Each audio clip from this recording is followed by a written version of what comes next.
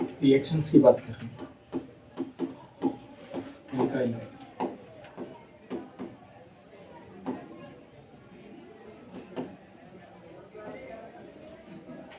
आपके पास alkyl light है और आप उस एल्काइल लाइट में से देखिए, सपोज करिए कि आपके पास CH3 CH2 Cl है।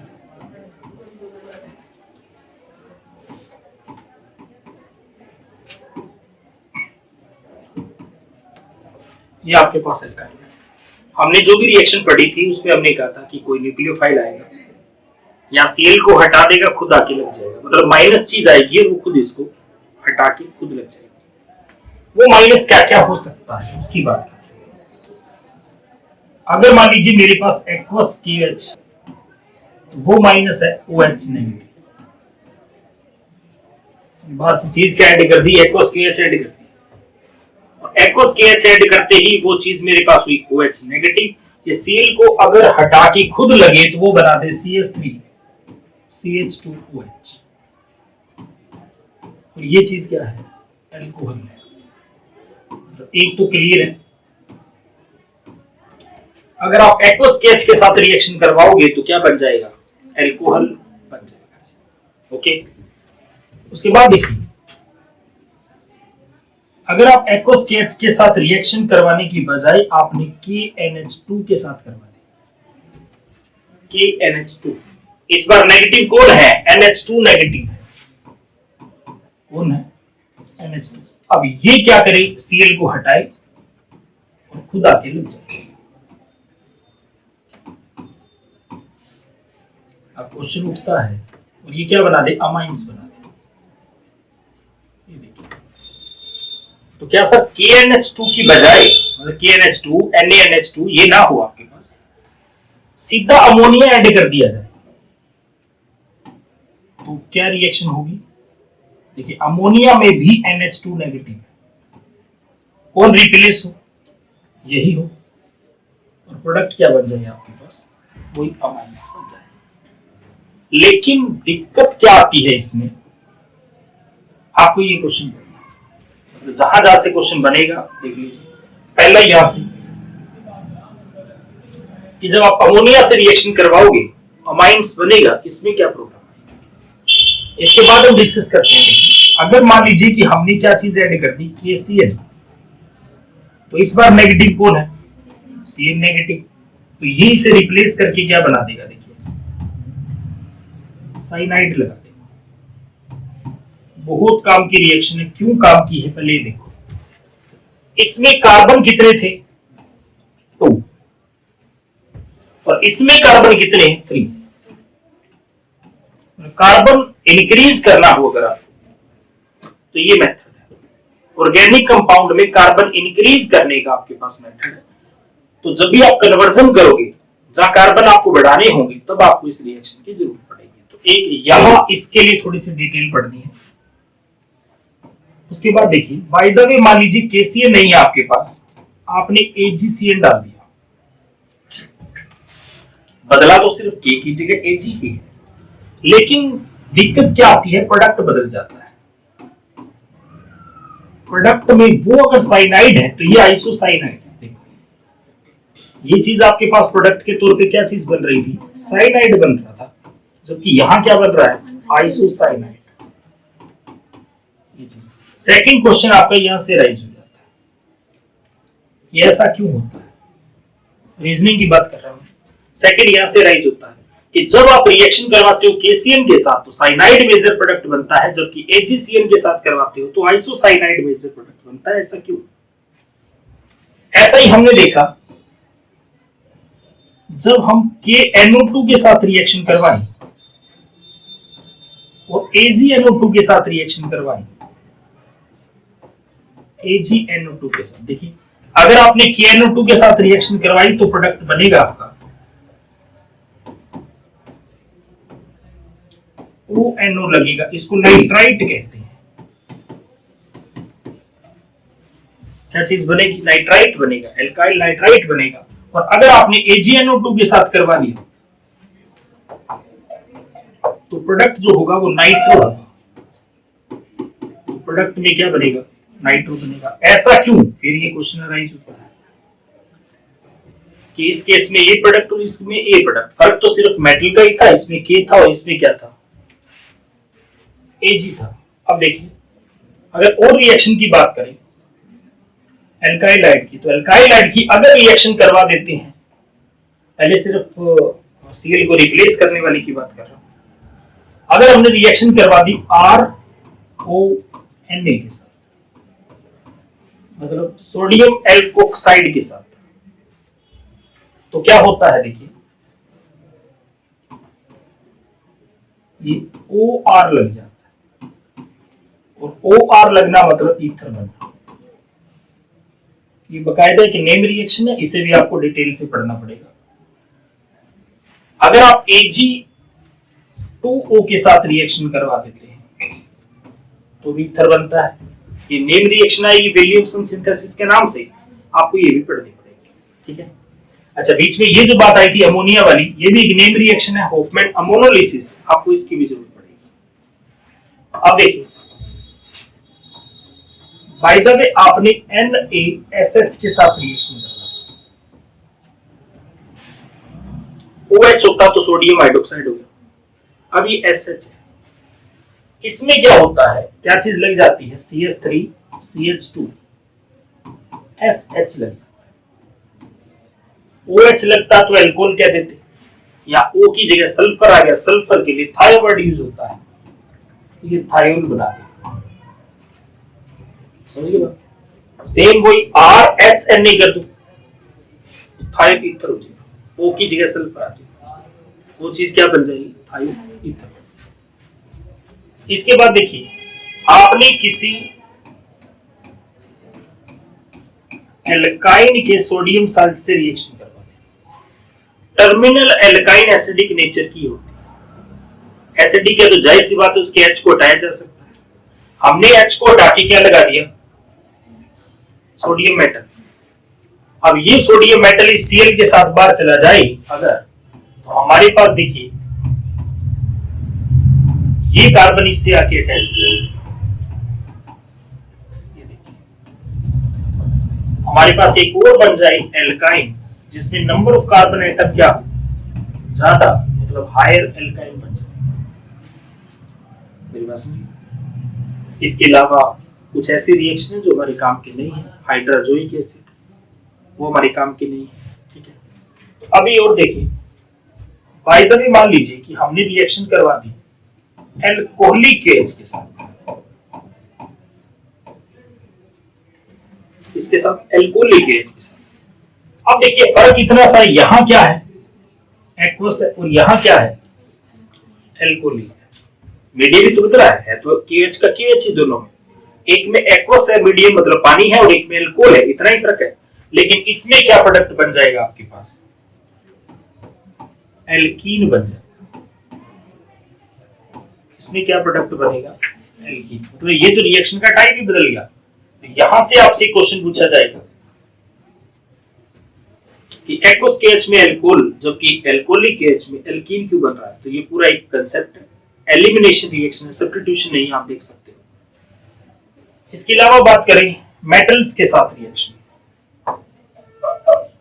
उसके बाद हम किसके साथ रिएक्शन देखेंगे, मेटल। अब मेटल हो सकता है सोडियम, मेटल हो सकता है लिथियम, हो सकता है मैग्नीशियम,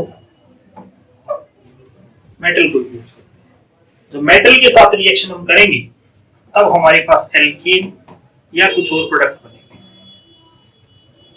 ठीक है, खास करके ग्रिग्नार्ड एजेंट बनेगा, उसकी रिएक्शन हमारे काम की होगी। तो ये भी हमारी क्या करना है, हमें डिटेल से पढ़ना है, इसका भी क्वेश्चन आपसे पूछा जाएगा।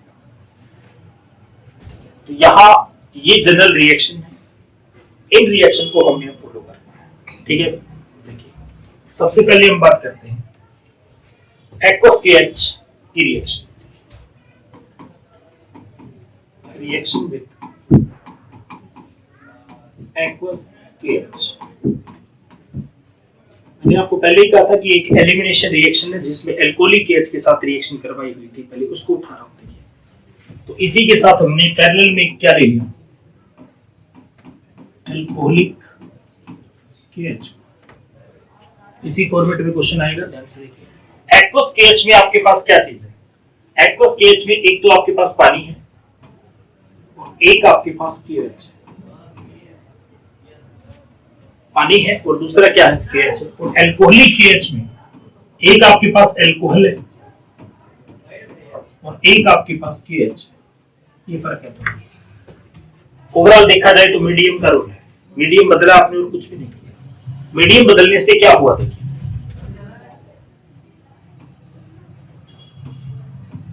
पानी की अगर आयनाइजेशन हो तो क्या बना है? H पॉजिटिव OH, और KH की हो हाइड्रोलिसिस तो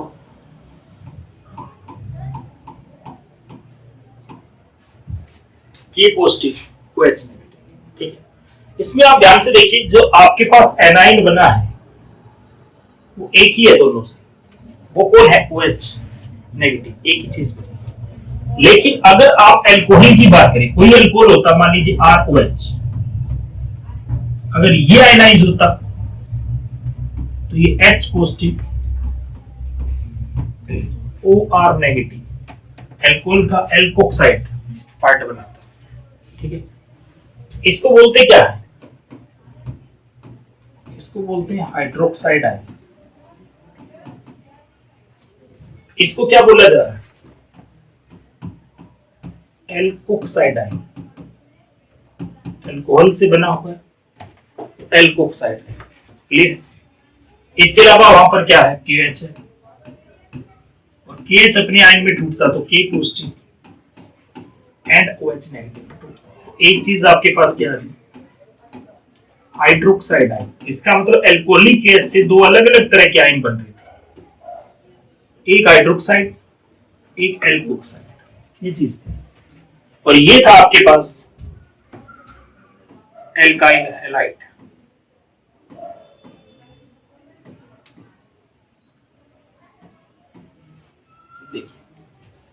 ये था आपके पास एल्काइल हैलाइड।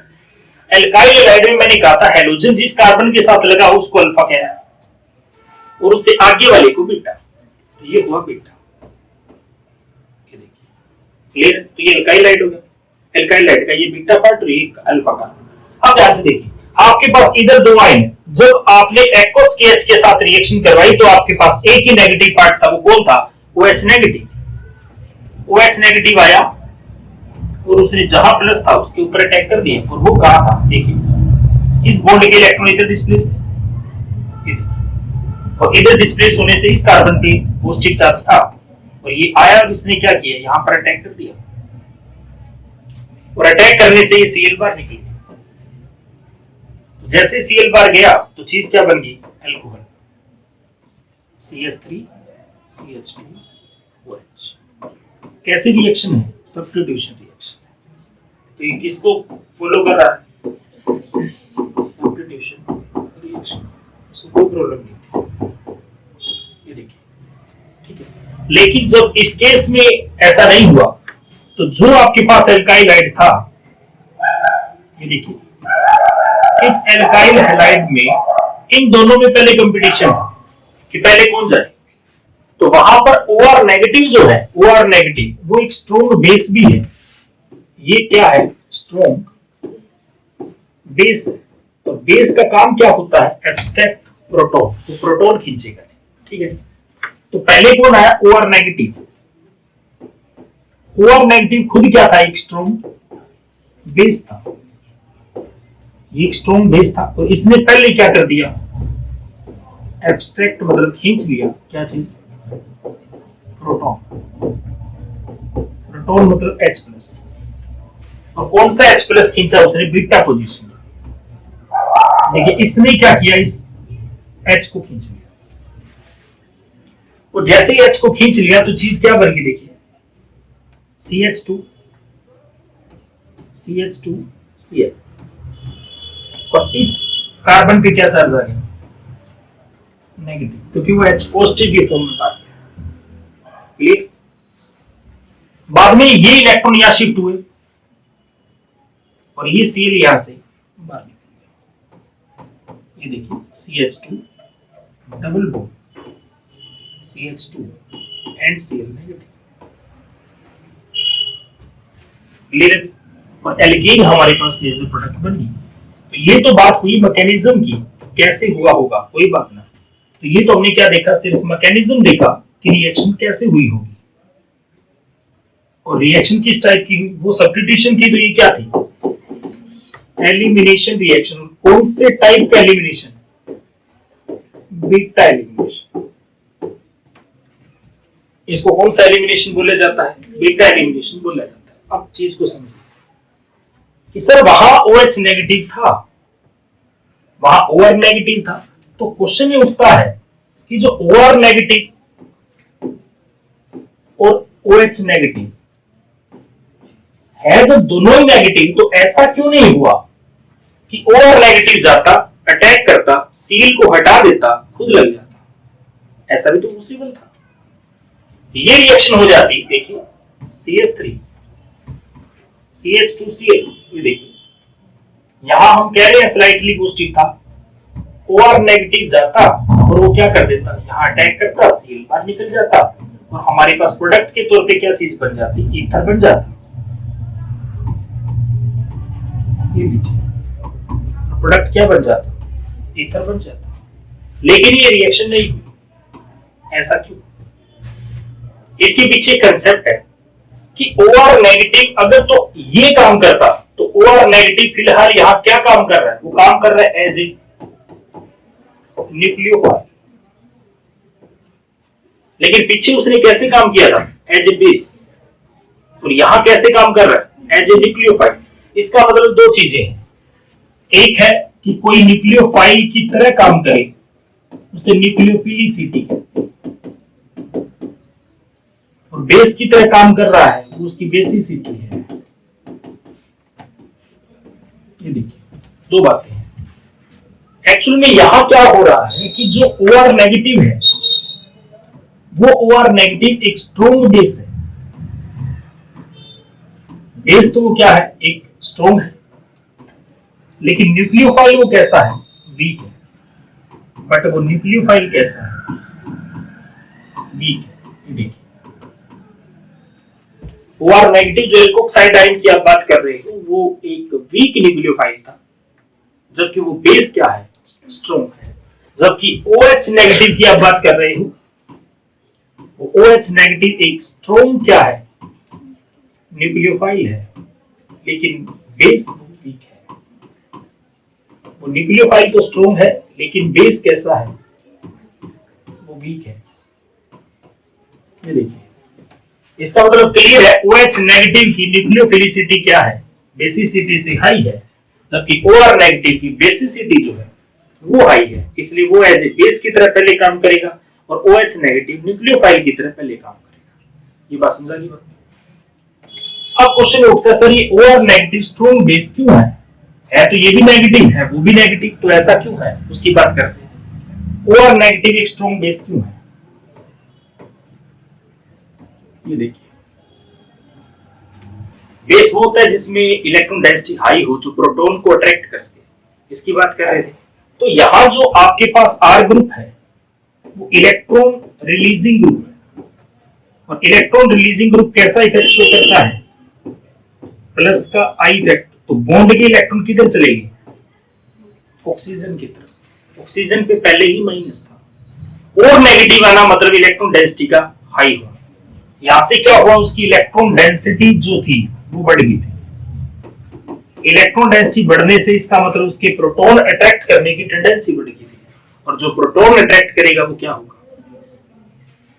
एक स्ट्रॉन्ग बेस। एक तो ये रीजन है।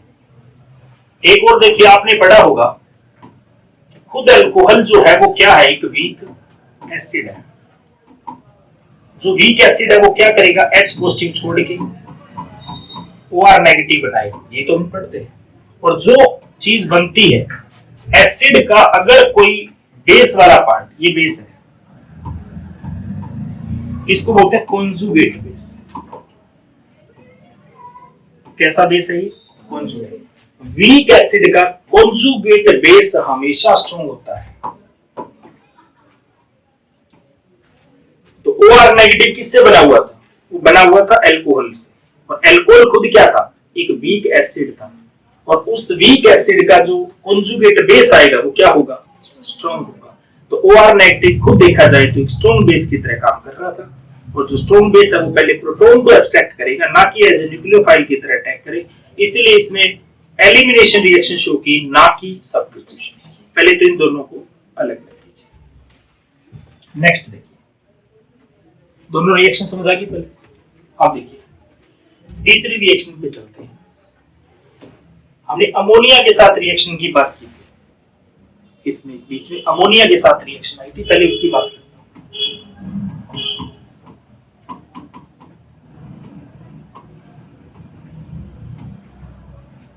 रिएक्शन विद अमोनिया, हमारे पास ये कोई अल्काइल हाइड है, हमने अमोनिया के साथ रिएक्शन करवा दी। मैंने कहा इसका नेगेटिव पार्ट कौन है, NH2 है। तो Cl ने क्या किया, NH3 ने क्या किया, Cl को हटा के उसकी जगह क्या लगा दिया, NH2, और रिलीज क्या हुआ, HCl।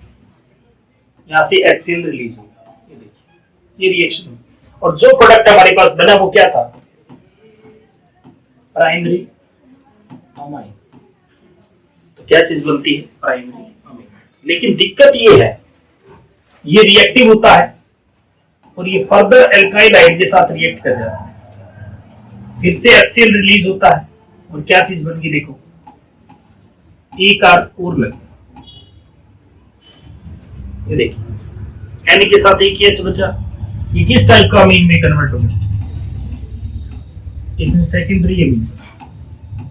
ये फर्दर रिएक्ट कर रहा है,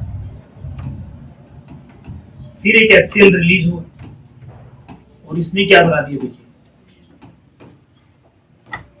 ये कौन सा अमाइन है, टर्शरी अमाइन।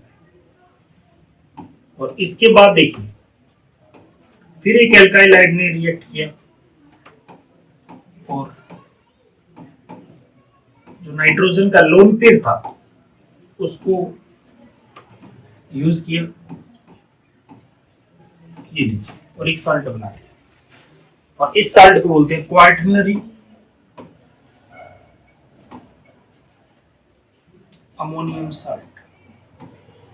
क्या बोला जाएगा, क्वार्टरी अमोनियम साल्ट।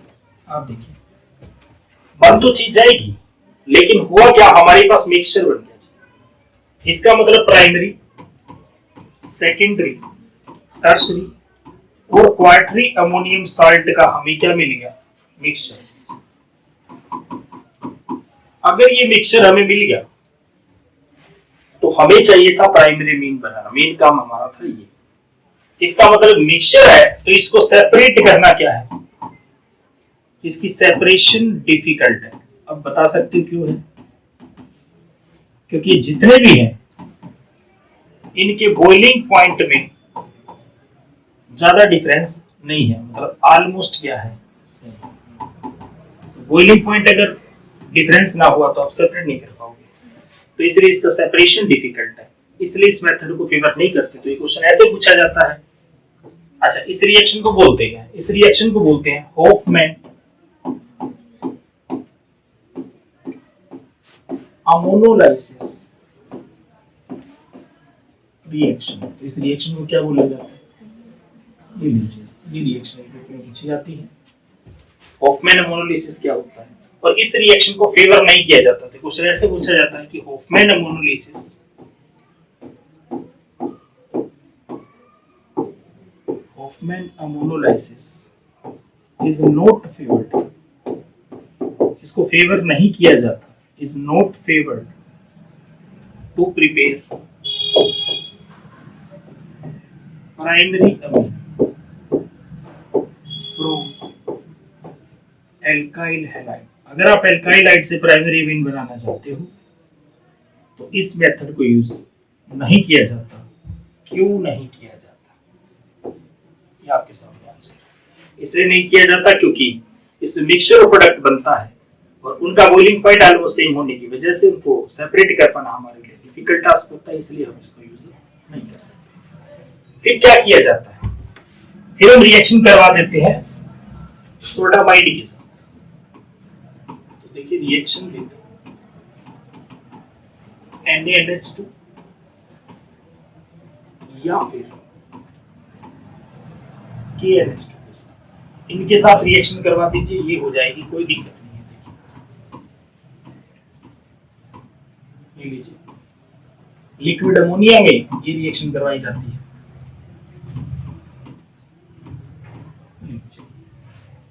वो इसको आगे रिएक्ट नहीं होने देते, तो किसकी प्रेजेंस में रिएक्शन होती है? Liquid ammonia. ये फिर भी फेवरेट बना है, बात समझ की बात। इसलिए इस तरीके से क्या करते हैं, उसको प्रोडक्ट को फॉर्म करते हैं। वैसे ये बेटर मेथड नहीं है, प्राइमरी अमीन जो हम बनाते हैं उसका ये बेटर मेथड नहीं है, इसका सबसे बेस्ट मेथड माना जाता है गैब्रियल थैलामाइड रिएक्शन। एग्जाम में क्वेश्चन आता है कि प्राइमरी अमीन को बनाने के लिए गैब्रियल थैलामाइड को ही फेवर किया जाता है, ऐसा क्यों? तो ये देख लीजिए, मोस्ट इंपोर्टेंट क्वेश्चन। इसमें क्या उत्तर बता देता हूं। आपके पास होता है थैलामाइड,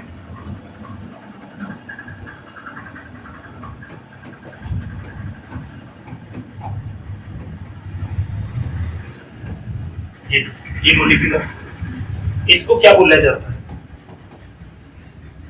थैलामाइड। सबसे पहले क्या किया जाता है, इसकी रिएक्शन करवाई जाती है KH के साथ, ये OH और ये H बन जाएगा, और यहां क्या बन जाएगा? H हट के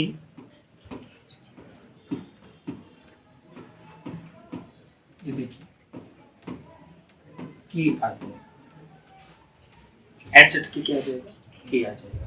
इसके बाद रिएक्शन करवाई जाती है एल्काइल हाइड के साथ,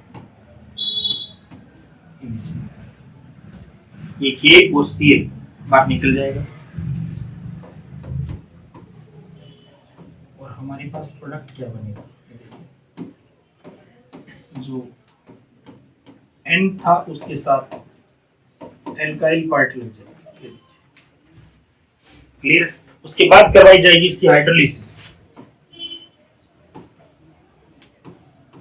जैसे ही हाइड्रोलिसिस करवाई जाएगी, यहां से टूट जाएगी, ये देखिए प्रोडक्ट क्या बनेगा? एक थैलिक एसिड, OH इसको मिल गया, और H N को H मिलने का मतलब R के साथ 2H मतलब NH2, और ये प्राइमरी अमीन। तो प्राइमरी अमीन बनाने का सबसे बेस्ट मेथड क्या है? Gabriel phthalimide reaction. ये क्वेश्चन पूछा जाता है, ठीक है। तो यही क्या होता है इसका बेस्ट मेथड। ओके, नेक्स्ट देखिए कौन सी रिएक्शन थी? और नेक्स्ट देखिए,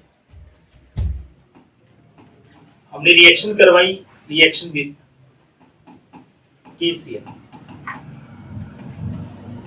और मैंने कहा था ऐसी एक रिएक्शन है AgCl के साथ, रिएक्शन विद AgCl, इन दोनों को एक साथ होता रहा, रिएक्शन विद AgCl। इसका क्वेश्चन बनता है पेपर में। अगर आप एल्काइल हाइड की रिएक्शन करवाते हैं KCl के साथ, तो प्रोडक्ट जो आपके पास होता है उसमें Cl लग जाता है और KCl बाहर। अच्छा, Cl को नाइट्राइल भी कहते हैं, याद रखिएगा। इसको बोलते हैं साइनाइड या फिर नाइट्राइल, ओके। लेकिन अगर ये रिएक्शन एल्काइल हाइड की AgCl के साथ करवा दी जाए,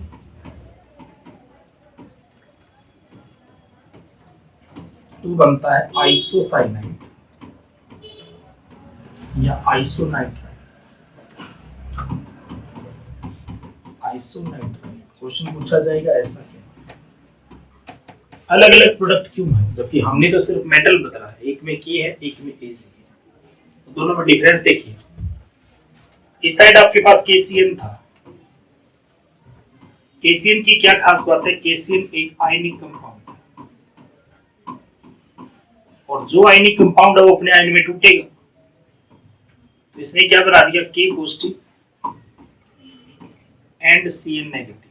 आप इस Cn नेगेटिव को ध्यान से देखिए, ये जो Cn नेगेटिव है इसको बोला जाता है एम्बीडेनेट न्यूक्लियोफाइल। इसका क्या मतलब है, साइनाइड की स्ट्रक्चर को देखिए, एक कार्बन है,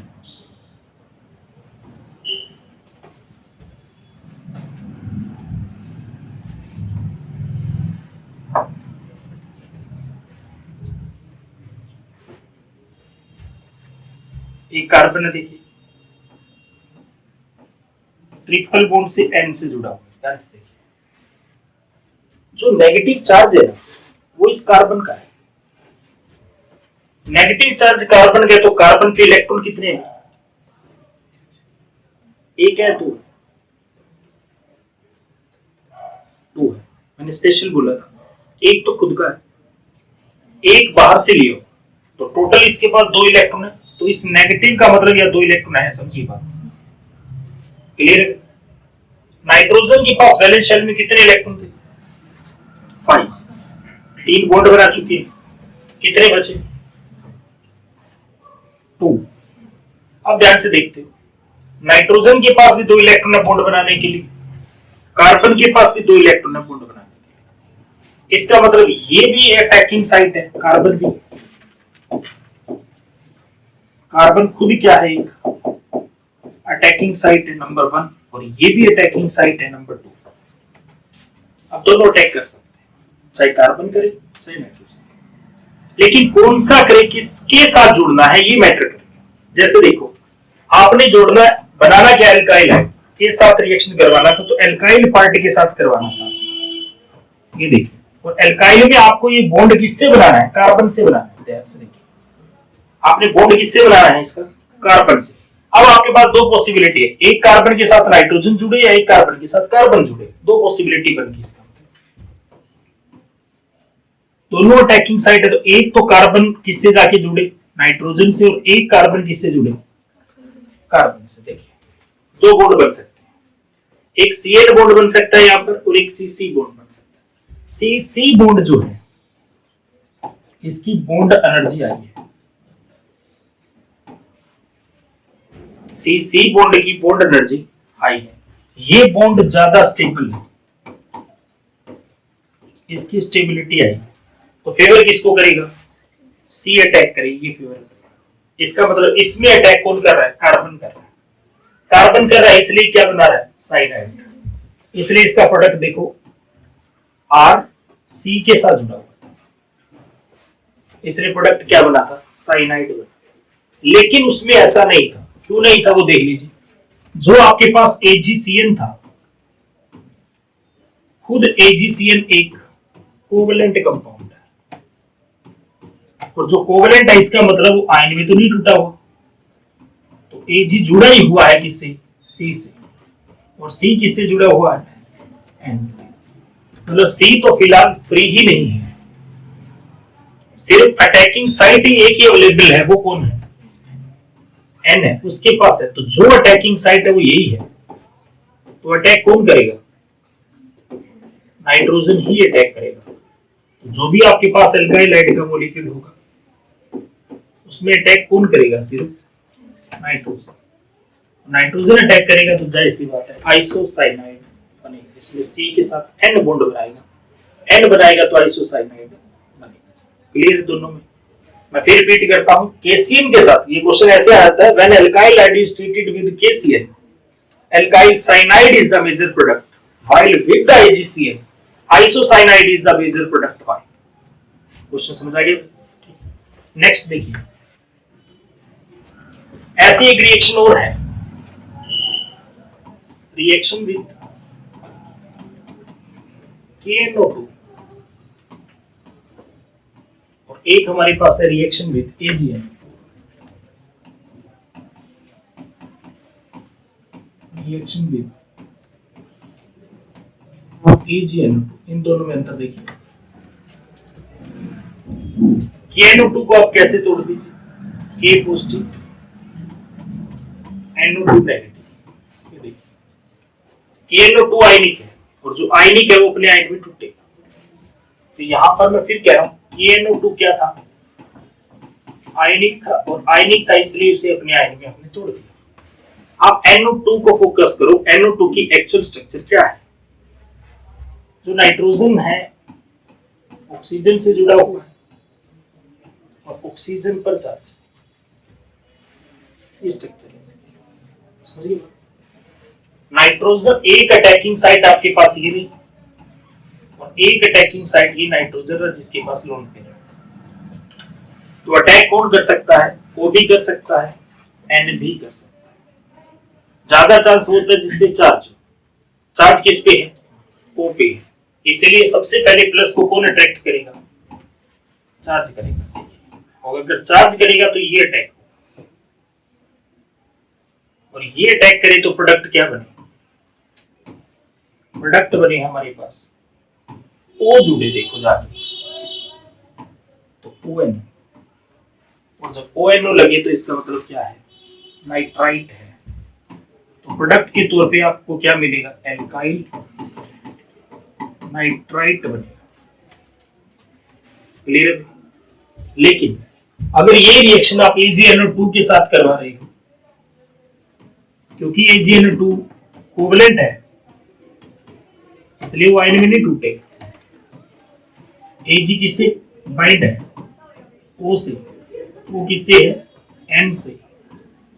इस बार अटैकिंग साइट आपके पास अवेलेबल कौन है, नाइट्रोजन। अवेलेबल कौन है, नाइट्रोजन है। जो एल्काइल आयन था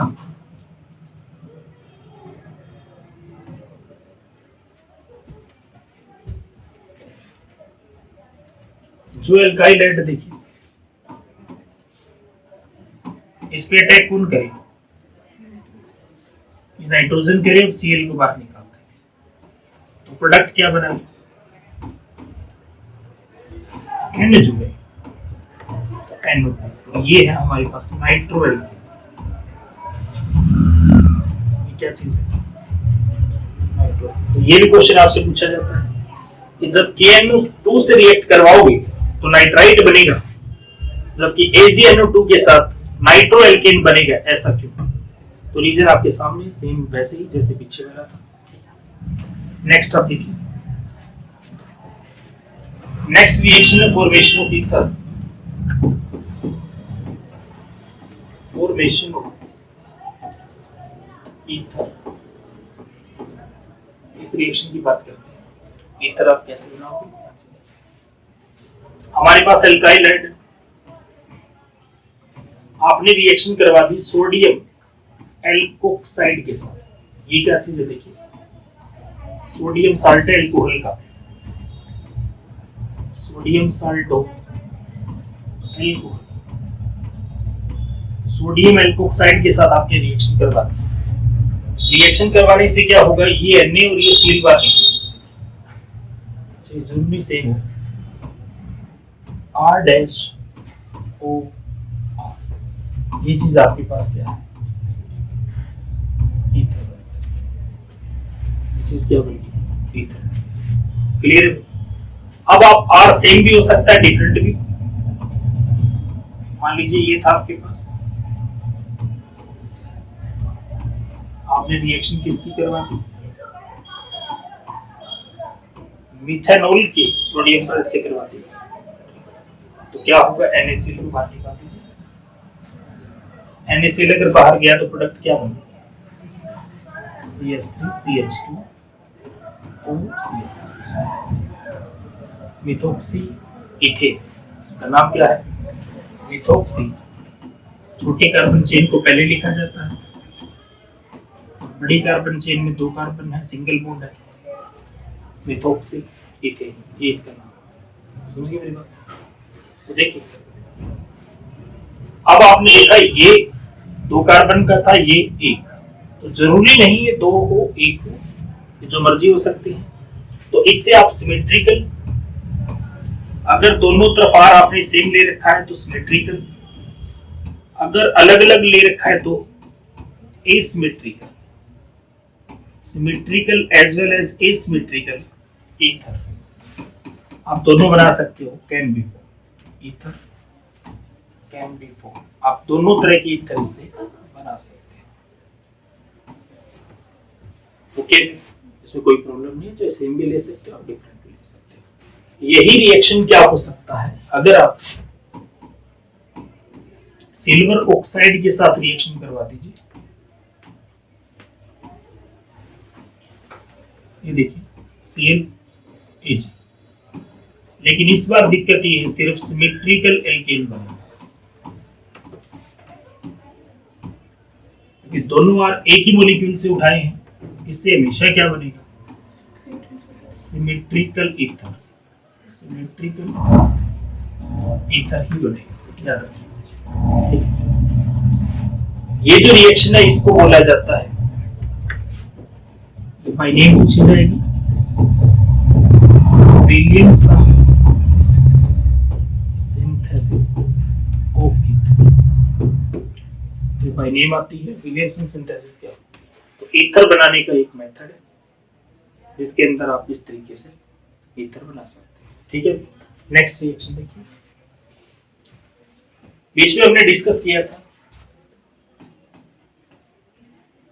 थायोएल्कोहल, मैं वो एक्वस KH के साथ थी, वैसे ही NaSH है, छोड़ दीजिए, एक ही बात है। ठीक है, ऐसे ही क्या था, थायो ईथर है, O की जगह क्या है, S है, इसे आप कर लीजिएगा, बिल्कुल डेटो ही है इसलिए नहीं करवा रहा मैं, सिर्फ ऑक्सीजन की जगह क्या यूज कर लीजिए, सल्फर कर लीजिए, वो रिएक्शन है।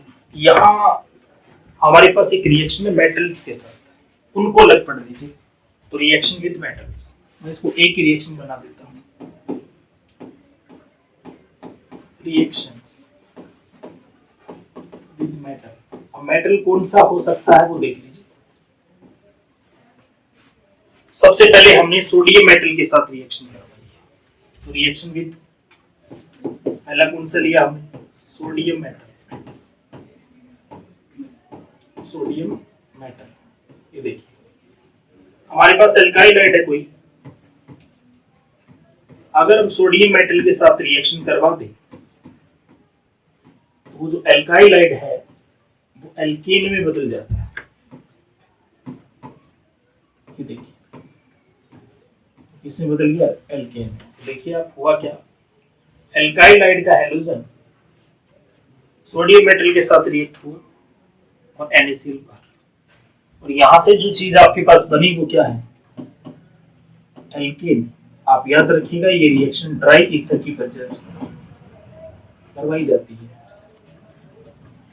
एक तो ये ड्राई ईथर का रोल क्या है, इंपॉर्टेंट बात है। पहले इसके मैकेनिज्म को बता देता हूं। ये free electronic mechanism, not free radical, electronic mechanism होता है। ये देखिए साइंटिस्ट लोगों ने अपना तरीका बताया है, हमारे सिलेबस में नहीं है, इससे थोड़ा सा आइडिया दे रहा हूँ, लिखता नहीं हूँ। आपको क्या लग रहा है, यहाँ दोनों आर प्लस है माइनस है, एक पे प्लस एक पे माइनस है, दोनों पे रेडिकल है, क्या लग रहा है, क्या कैसे हुई होगी रिएक्शन? यस, देखो दोनों जुड़े हैं, एक प्लस एक माइनस है, या दोनों में किसी के पास चार्ज नहीं है, क्या हुआ होगा? यस, तो एक पे माइनस है एक पे प्लस है, हैरानी की बात है। तो साइंटिस्ट लोगों ने इसका मैकेनिज्म समझाया था कि एक्चुअल में क्या होता है। एक्चुअल में इलेक्ट्रॉनिक मैकेनिज्म का यह मतलब है कि जो मेटल आपने यूज कर रखा है वो मेटल पहले इलेक्ट्रॉन छोड़ता है। हमें हैरानी ये है कि एल्काइल हाइड में Rp पॉजिटिव था, देखिए ध्यान से समझिए बात, एल्काइल हाइड में Rp पॉजिटिव था, ये बात सही थी। अगर Cl बाहर जाता तो Rp प्लस आता, और अगर Rp प्लस आता, दोनों Rp प्लस है तो प्लस प्लस आपस में जुड़ कैसे गए, ये थी मेन बात। या तो ऐसे हुआ होगा दोनों R को, दोनों प्लस को एक एक इलेक्ट्रॉन सोडियम मेटल ने दे दिया होगा, दोनों न्यूट्रल हो गए होंगे, दोनों रेडिकल में कन्वर्ट हो गए होंगे और दोनों रेडिकल आपस में जुड़ गए होंगे। एक तो पॉसिबिलिटी ये बन रही थी, बात को समझिए। एक तो पॉसिबिलिटी ये थी कि आपके पास R प्लस था और सोडियम मेटल क्या करे, एक इलेक्ट्रॉन दे दे और R न्यूट्रल हो जाए और रेडिकल में बदल जाए, और दो ऐसे R आपस में रेडिकल में बदले उसके बाद वो जुड़ जाए, एक ही पॉसिबिलिटी थी। तो मैकेनिज्म में एक साइंटिस्ट ने ये बात बोली हुई है कि ऐसा होता है, कि फ्री रेडिकल मैकेनिज्म से रिएक्शन होती है। फ्री रेडिकल मैकेनिज्म से अगर रिएक्शन होती, बात समझिए, साइड प्रोडक्ट बनते और लंबी चेन बन सकती थी और कुछ भी प्रोडक्ट बन सकते थे, दिक्कत आती है। लेकिन ऐसा कभी देखने को नहीं मिलता, हमेशा सिमेट्रिकल एल्केन देखने को मिलता है। इसका मतलब ये मैकेनिज्म नहीं होता होगा। फिर कैसे होता होगा? देखिए, कहता है जो ये बना है, ये पहले इलेक्ट्रॉन लेता है, सही बात है, फिर एक और इलेक्ट्रॉन लेता है और किसमें बदल जाता है? R negative. और वो आर नेगेटिव दूसरे अल्काइल हाइड पे अटैक करता है। देखिए यहां पे क्या था? पॉजिटिव, बाद में एज ए न्यूक्लियोफिलिक सब्स्टिट्यूशन हो जाती है और एक प्लस और एक माइनस के फॉर्म में आपस में जुड़ जाते हैं। सरप्राइजिंग है। और इसी मैकेनिज्म को क्या कहते हैं? इलेक्ट्रॉनिक। तो ये सारा काम एक्टिव मेटल कर सकते हैं। तो सोडियम मेटल बहुत एक्टिव मेटल है, उसकी आयनाइजेशन एनर्जी कम है, वो इलेक्ट्रॉन छोड़ सकता है। इसी इलेक्ट्रॉन की वजह से रिएक्शन हो रही थी, इसलिए इसका मैकेनिज्म क्लियर है भाई। हालांकि इतना डिटेल आपके नहीं है। काम की चीज यहां ये है, रोल क्या है ड्राई ईथर का? Role of dry ether, role क्या है ये बता देता हूं। रोल ये है कि जो सोडियम मेटल है, अभी अभी हमने बात की, है हमेशा क्या है? एक रिएक्टिव मेटल के तौर पे काम कर रहा है, रिएक्टिव मेटल है। और अगर ये रिएक्टिव मेटल है तो मॉइस्चर के साथ रिएक्ट करके हाइड्रोजन गैस प्रोड्यूस कर देता है। अगर वहां पर पानी हुआ कहीं भी तो सोडियम मेटल पानी के साथ रिएक्ट करके खुद सोडियम ऑक्साइड में बदल जाता है और हाइड्रोजन गैस प्रोड्यूस कर देता है। और हाइड्रोजन गैस क्या होती है? इनफ्लेमेबल है, फायर कैच कर लेती है, एंड कैच फायर, आग पकड़ लेती है, प्रोसेस अनकंट्रोल हो जाएगा। देख सकते हो। हम चाहते हैं ये रिएक्शन ना हो, इस रिएक्शन को रोकना चाहते हैं। हम चाहते हैं वहां पर जो ये पानी है एनवायरमेंट में, इसके अंदर थोड़ा बहुत भी मॉइस्चर है तो ना रहे, ताकि सोडियम मेटल मॉइस्चर के साथ रिएक्ट ना कर पाए। इसलिए हम क्या डाल देते हैं? Dry ether. Dry ether. अब वो ड्राई ईथर क्या कर लेता है? इस मॉइस्चर को एब्जॉर्ब कर लेता है और मॉइस्चर को एब्जॉर्ब करके मॉइस्चर फ्री एनवायरमेंट बना देता है और सोडियम मेटल आसानी से रिएक्ट कर पाता है। समझ आ गई बात? तो ये ड्राई ईथर का रोल है। यहां से एक चीज नोट कीजिए, जो एल्कीन आपके पास बना है वो हमेशा क्या रहेगा? सिमेट्रिकल होगा। एक तो दिक्कत ये है, इससे हमेशा क्या बनेगा? सिमेट्रिकल एल्कीन इस फॉर्म। आप इस मेथड से क्या नहीं बना सकते?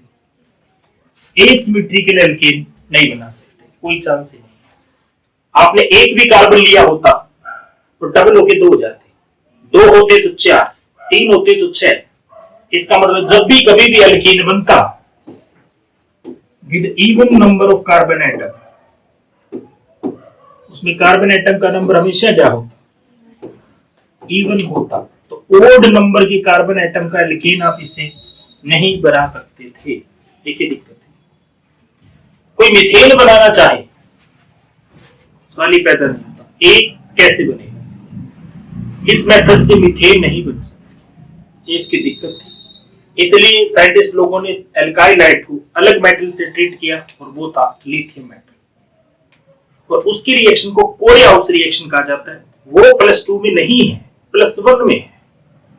मेरी बात समझिए। और ये जो रिएक्शन थी सोडियम मेटल के साथ जो करवाई जाती है, इसे वुड्स रिएक्शन कहते हैं।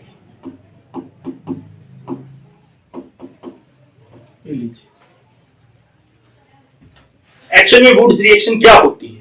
जब एल्काइल हाइड को सोडियम मेटल के साथ रिएक्ट करवाया जाए ड्राई ईथर की प्रेजेंस में और एल्केन बनाए, इस मेथड को वुड्स रिएक्शन कहा जाता है। ये एल्केन बनाने का मेथड है। इसमें ड्राई ईथर का रोल समझा देना और इसकी लिमिटेशन बता देना कि आप इससे मीथेन नहीं बना सकते और आप इससे एसिमेट्रिकल एल्केन नहीं बना सकते। ओके, अब देखिए आगे कौन से मेटल है जिनके साथ हमने रिएक्शन देखनी है, वो है फिर क्या, लिथियम मेटल के साथ मैं एक स्टेप बताऊंगा क्योंकि हमने अल्काइल हाइड की रिएक्शन बतानी है और कोरियाउस में उससे आगे की रिएक्शन होती है। ठीक है, तो अब है रिएक्शन विद लिथियम मेटल। आप किसके साथ रिएक्ट कर सकते हो?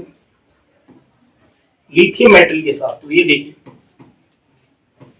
आपके पास कोई एल्काइल हाइड है, ठीक है, आपने सोडियम मेटल की बजाय लिथियम के साथ रिएक्शन करवाई। ध्यान से सुनिएगा पहले इसकी बात। ये क्या करता है? रिप्लेस कर देता है किसको? क्लोरीन को, और खुद आके लग जाता है। तो क्या लिथियम माइनस थोड़ी है जो खुद आके लग जाता है? ये समझने वाली बात है। माइनस तो माइनस को रिप्लेस करे, लेकिन यहाँ क्या है? मेटल है ये, तो ये कैसे रिप्लेस कर देता है? सुनिए। तो क्या होता है? लिथियम क्या करता है? इलेक्ट्रॉनिक मैकेनिज्म करता है। वही तो बात चल रही थी। लिथियम अगर इलेक्ट्रॉन छोड़े तो प्लस आ जाए, इसमें कोई दो राय नहीं, ठीक है। अगर इस पे प्लस आ जाए तो Cl क्या हो? बार। तो लिथियम क्लोराइड पहले बार चला जाता है। अब बताइए R पे क्या चार्ज है? R पे क्या चार्ज है? प्लस। और लिथियम पे भी क्या चार्ज है? प्लस। क्या जुड़ जाए? नहीं। अब लिथियम जो इलेक्ट्रॉन छोड़ता है उस इलेक्ट्रॉन को कौन लेता है? R लेता है। और R पे पहले वाले की तरह क्या आ जाता है? माइनस आ जाता है और मेटल जुड़ जाता है। इससे जो प्रोडक्ट बनता है वो क्या बनता है? ध्यान से देखिए। R के साथ Li लग जाता है और इसे बोला जाता है एल्काइल लिथियम। Alkyl lithium. और ये क्या है? एल्काइल लिथियम एक ऑर्गेनो मेटेलिक कंपाउंड है। ये क्या चीज है? देखिए ये है एक organo metallic compound. Organic part के साथ डायरेक्ट मेटल जुड़ा हो तो ये हुआ ऑर्गेनो मेटेलिक कंपाउंड। इनकी क्या खास बात होती है? ये हाईली रिएक्टिव होते हैं और बहुत कंपाउंड बनाने के लिए एज ए रीजेंट के तौर पे यूज किए जाते हैं। मेरी बात समझ रहे? तो ऑर्गेनो मेटेलिक कंपाउंड है एक तरह का। मैं फिर कह रहा हूं, ये समझ आया? R देखो असूलन देखा जाए तो RCl में इस पे माइनस इस पे प्लस है। और लिथियम की बात करूं, वो अगर इलेक्ट्रॉन छोड़ दे तो उस पे भी क्या है? प्लस है। और प्लस नहीं जोड़ सकते, फिर भी कंपाउंड बना हुआ देखो। तो मैकेनिज्म कैसा है? Electronic mechanism. तो वो जो इलेक्ट्रॉन रिलीज हुए वो किसने गेन कर लिए?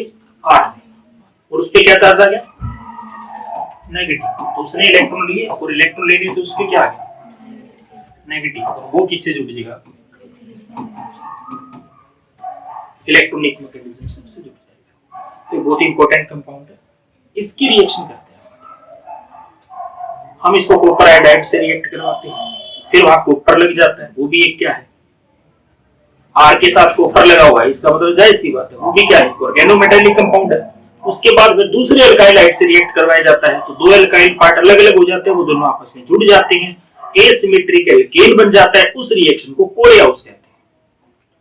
तो हालांकि इसकी नहीं है इसलिए हमने नहीं की, हमने सिर्फ मेटल के साथ रिएक्शन करनी थी इसलिए यहां छोड़ दी।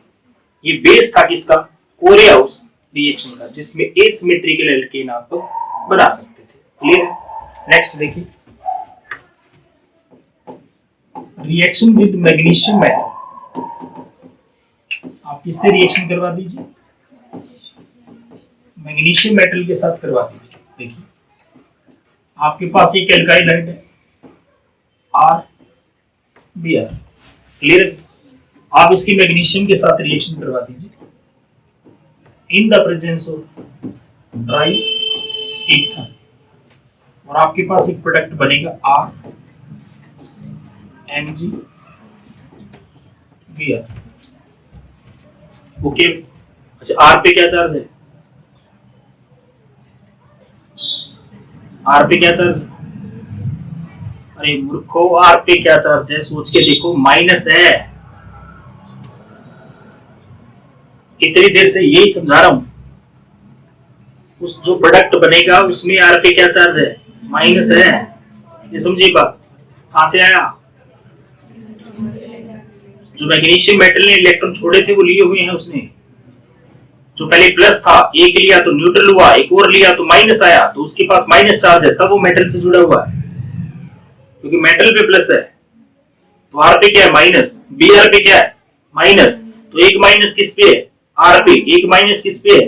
Br पे हो, मैग्नीशियम पे क्या है, प्लस चार्ज है भैया, मेरी बात समझे, R पे क्या है, फिर कह रहा हूँ माइनस, अगर पानी डाल दूं तो, सोच के देखिए, ये जो प्रोडक्ट बना ये क्या है, ग्रीनार्ड रिएजेंट, ये भी ऑर्गेनोमेटालिक कंपाउंड है, इसकी भी आगे जरूरत पड़ेगी, ठीक है, अगर इसकी जरूरत पड़ेगी तो ध्यान से देखिए, RMg Br, अगर ये पानी से रिएक्ट कर जाए तो क्या बनाए, पानी में क्या चीज है, मैंने पहले कहा R पे क्या चार्ज है, ये किसको खींच लेगा, प्रोडक्ट क्या बने, इसके अलावा MgOH Br, ये बात निकली, R के साथ H लग गया, R के साथ H लगना मतलब ये चीज क्या है, एल्कीन।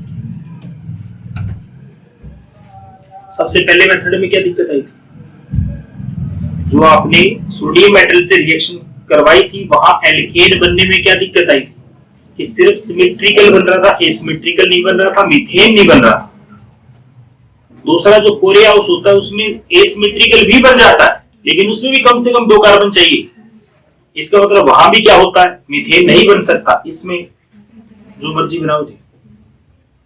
आर लेना आपके हाथ है, जितने कार्बन का लोगे उसके हिसाब का मीथेन बन जाएगा, क्योंकि आपने तो सिर्फ H जोड़ना। तो इसकी एक बढ़िया बात है, इससे क्या होता है, चाहे सिमेट्रिकल हो, सिमेट्रिकल एल्कीन बनाना हो तो क्या होगा, बिल्कुल बन जाएगा, एसिमेट्रिकल बनाना हो तो वो भी बन जाएगा, और मीथेन बनाना हो तो भी बन जाएगा। बढ़िया मेथड है एल्केन का, समझिए बात।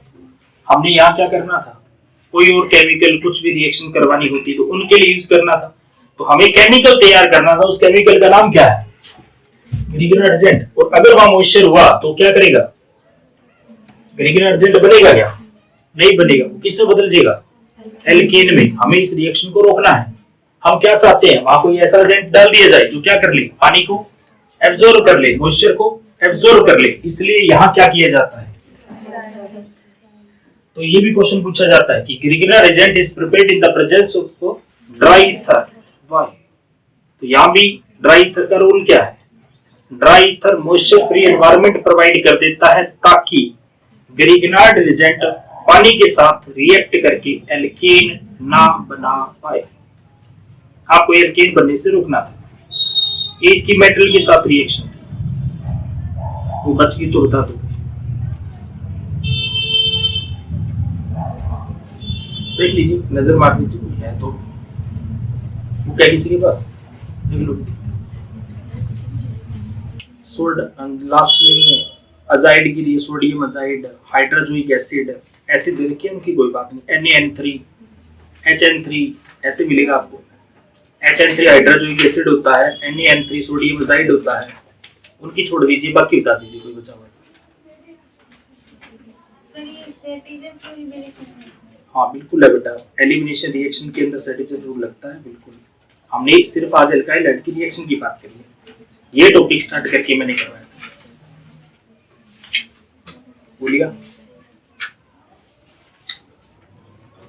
सेटिजन रूल आगे और जगह भी आएगा, जो आप डिहाइड्रेशन का अल्कोहल पढ़ोगे वहां भी आएगा, तो कई जगह आएगा एल्कीन बनाने का, अगर जरूरत पड़ी तो बीच में बताओ, ठीक है। रिएक्शन सारी करवाती है, एल्काइल हैलाइड कंप्लीट होता है।